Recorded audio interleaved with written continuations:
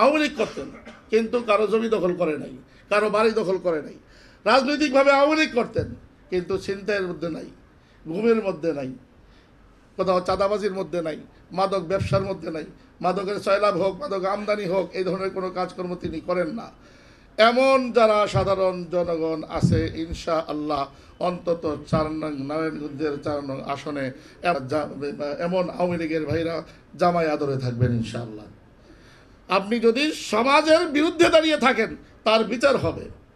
আর যারা জানে যে সে বিরুদ্ধে দাঁড়াইছিল, তারা অলরেডি কি বাহিরে খেলতে চলে গেছে, তাদের সাঙ্গপাঙ্গ শুধু চলে গেছে।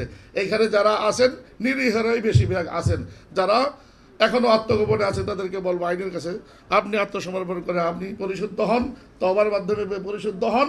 যারা হবেন না, আপনি কি বিএনপি করেন না, জামাত করেন না, আমার জমিয়ত করেন না, হেফাজত করেন না, আপনি চাঁদাবাজ যদি হন, তাহলে আপনার রেহাই এইখানে হবে না। আপনি যদি সন্ত্রাসী হয়ে থাকেন, দল কি করেন ডাজ নট ম্যাটার। দল আপনি কি করেন সেটা দিয়ে আপনি বাঁচতে পারবেন না, পারবেন না, পারবেন না।